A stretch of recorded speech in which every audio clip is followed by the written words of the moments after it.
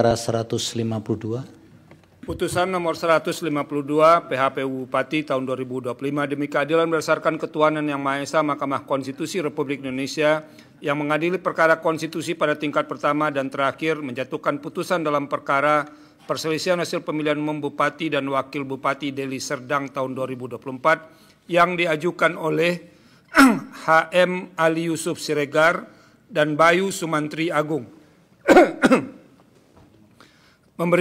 Pasangan calon nomor urut 3 memberikan kuasa kepada Alam Suin Berutu dan kawan-kawan terhadap KPU Kabupaten Deli Serdang, memberikan kuasa kepada Dwi Yulianto dan kawan-kawan, kemudian disebut sebagai termohon, dan yang kedua Asri Ludin Tambunan dan Lom Suwondo, pasangan calon nomor urut 2 memberikan kuasa kepada Adi Masdar dan kawan-kawan, selanjutnya disebut sebagai pihak terkait.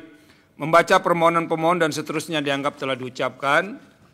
Duduk perkara menimbang bahwa dan seterusnya dianggap telah diucapkan, pertimbangan hukum, kewenangan mahkamah dan tenggang waktu pengajuan permohonan dalam eksepsi dan seterusnya dianggap telah diucapkan.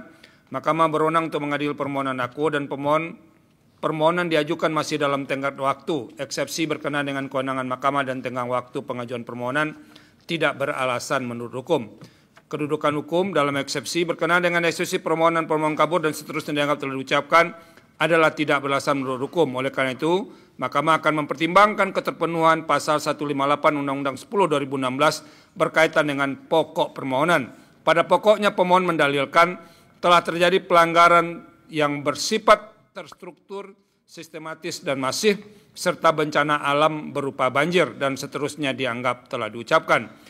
Berkenaan dengan dalil-dalil permohonan dakwa, setelah Mahkamah mendengarkan jawaban termohon, keterangan pihak terkait dan keterangan dari Bawaslu, Mahkamah tidak mendapatkan keyakinan bahwa dalil-dalil pemohon adalah beralasan menurut hukum. Oleh karena itu, dalil permohonan adalah tidak beralasan menurut hukum. Menimbang bahwa berdasarkan seluruh uraian pertimbangan hukum di atas, Mahkamah tidak mendapatkan keyakinan akan kebenaran terhadap dalil-dalil pokok permohonan. Oleh karena itu, terhadap permohonan aku tidak terdapat alasan untuk mengesampingkan ketentuan pasal 158 Undang-Undang 10 2016 yang berkaitan dengan kedudukan hukum pemohon dan seterusnya dianggap telah diucapkan. Perbedaan suara antara pihak terkait dengan pemohon adalah 90.546 suara atau setara dengan 20,24% atau lebih dari 2.237 suara. Menimbang bahwa berdasarkan pertimbangan hukum di atas, Mahkamah berpendapat dan seterusnya dianggap telah diucapkan, pemohon tidak memiliki kedudukan hukum untuk mengajukan permohonan quo. Dengan demikian, eksepsi termohon, eksepsi pihak terkait bahwa pemohon tidak memiliki kedudukan hukum adalah beralasan menurut hukum dan seterusnya dianggap telah diucapkan. Konklusi, berdasarkan penilaian atas fakta dan hukum sebagaimana diuraikan di atas, Mahkamah berkesimpulan 4.1 dan seterusnya dianggap telah diucapkan.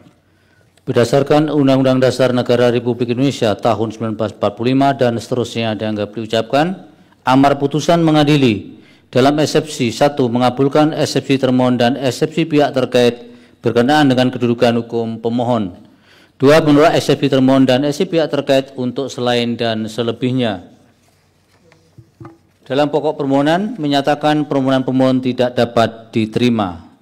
Demikian diputus dalam rapat permusyawaratan hakim oleh 9 hakim konstitusi, yaitu nama-nama hakim dianggap diucapkan pada hari Kamis tanggal 30 bulan Januari tahun 2025 yang diucapkan dalam sidang plenum Mahkamah Konstitusi terbuka untuk umum pada hari Selasa tanggal 4 bulan Februari tahun 2025 selesai diucapkan pukul 13.08 waktu Indonesia Barat oleh 9 hakim konstitusi di atas dengan dibantu oleh Mardian Wibowo sebagai panitera pengganti serta dihadiri oleh para pihak.